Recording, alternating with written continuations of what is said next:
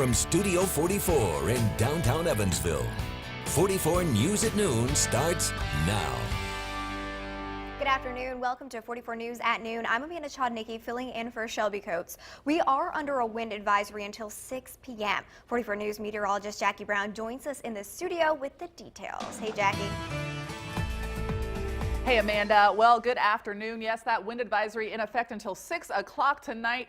Loose outdoor objects may get blown around. Power outages are possible due to downed limbs and trees. There actually was already a report of 131 homes on the northwest side of Evansville without power due to a limb/tree down. So things to consider as we have this wind advisory. Gusts up to 40 to 45 miles per hour, sustained winds of 25 to 30 miles per hour. So this wind, it is a windy outside, and this is actually our peak gust for today. Carmi registered a gust of 46 miles per hour, so almost 50 miles per hour in Carmi. Harrisburg 48, same kind of deal. Evansville saw a gust of 39. So as you are having maybe loose objects outside, just bring everything inside the house. At this point, I hope it is inside. Consider this when you're driving. Those tree limbs can't come down today, and we already have reports of power outages because of downed limbs. So consider this as you consider your day, and this is going to be in effect until 6 o'clock.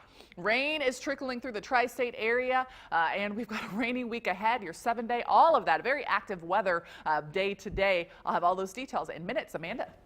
Thanks, Jackie. That rain and wind is not just in our area. New rain threatens much of California with more devastating floods, and the Sierra Nevada could see massive amounts of snow. As John Blackstone reports, California residents are under a winter storm warning.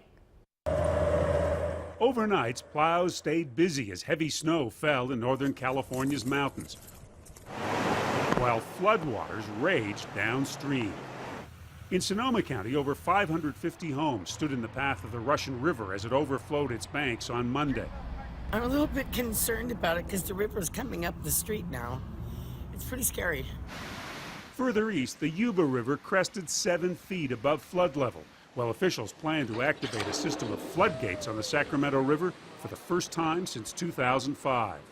One person died when a car careened off a bridge in Marin County. Mudslides and toppled trees blocked highways, crushing vehicles in their path. In Reno, Nevada, cleanup efforts had only started as homeowners braced for another day of wind and rain. You just gotta hope for the best and hope you've done the right thing to minimize that damage. On the plus side, after 5 years of drought, California needs the water. John Erickson is with the Department of Water Resources. This is a much colder storm. Snow level's lower. We'll see less runoff from this and more snow accumulation, which is what we want here in California. The snow in the mountains in California is what provides a lot of the state's water in the springtime when it melts. So the hope is that all of this and a whole lot more over the winter could help to be a drought buster. John Blackstone, CBS News, Truckee, California. According to the National Weather Service, the Sierra Nevada mountains could get 4 to 8 feet of snow above 7,000 feet through Thursday. The Lake Tahoe area could get between 2 to 5 feet of snow. In the fate of Joshua Bumpus and Elijah Roberts, the 2 Henderson men indicted for charges related to the shootout that killed 17-year-old Autumn Burkhart is still in the hands of the court system. This morning, Bumpus and Roberts appeared in court for their arraignments. Bumpus pleaded not guilty to first-degree assault. His bond was set for $150,000. Roberts, on the other hand, who was charged with the murder of Burkhart, had his arraignment rescheduled for January 30th. His attorney was ill. Also in court today, the couple charged with the death of an infant back in 2016. Joseph Scott Overfield pleaded not guilty to first-degree child abuse charges, and his girlfriend, Jaylina Lord, pleaded not guilty to her charge of criminal abuse. Overfield was released after paying a $10,000 cash bond. He is ordered to not have any contact with a minor. Lord, on the other hand, was not able to make her bond of $50,000. The pair will appear in court next on January 27th. A Wabash County couple is in jail this afternoon after a drug investigation that spanned 2 years. Deputies arrested Tice and Ruby Wade around 5 this morning after finding a large amount of meth and other narcotics at their home. They're charged with aggravated delivery of meth and being held on a $500,000 bond each. Evansville police arrested a man after they say he led officers on an early morning chase. Police say they tried to pull over the driver for a traffic violation on Diamond Avenue, but the guy took off. After pursuing the man across several streets, the chase finally ended at 4th and Delaware. Officers say the canine caught Christopher Muggs and injured him. He went to the hospital, but has since been booked in the Vanderburgh County Jail. Muggs faces several charges, including 2 counts of resisting law enforcement, reckless driving, and interfering with a police canine. The ACLU has filed a lawsuit challenging Kentucky's new abortion ultrasound law. The law requires doctors to show and describe ultrasound images to pregnant women seeking abortions, even if the woman objects or the doctor believes it will harm the patient. The ACLU says the law violates basic principles of medical ethics and of informed consent by compelling doctors to dismiss patients' objections. And the man who is likely to become the nation's top law enforcement official is facing some tough questions about allegations of racial comments in the past. Michelle Macaluso is on Capitol Hill with more details about Senator Jeff Sessions' confirmation hearing to be the next Attorney General.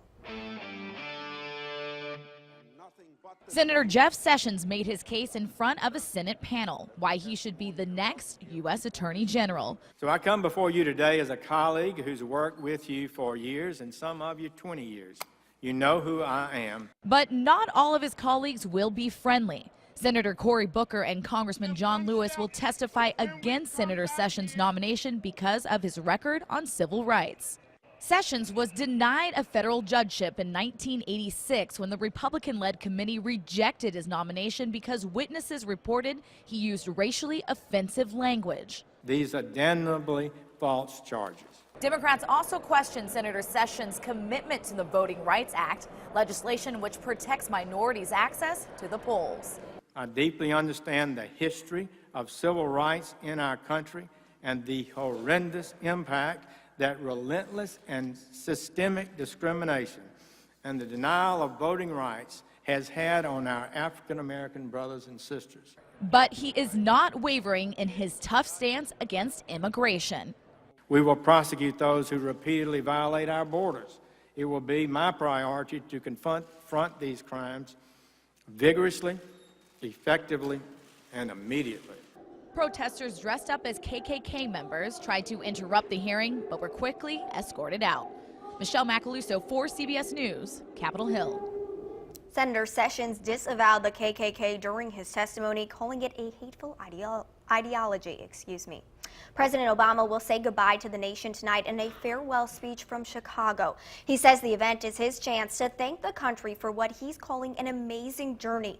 The tradition of the farewell speech began back in 1796 when George Washington addressed the American people for the last time as president. 44 News will carry the president's farewell address tonight. That's starting at 8 p.m. Central Time.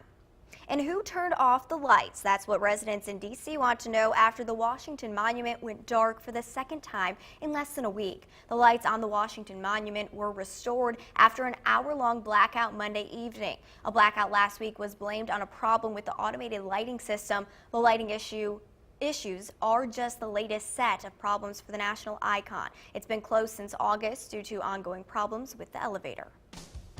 Well, still ahead at noon, Hostess announced a big recall over possible salmonella contamination. But first, Jackie has more on a windy and rainy week next in weather. We'll be right back.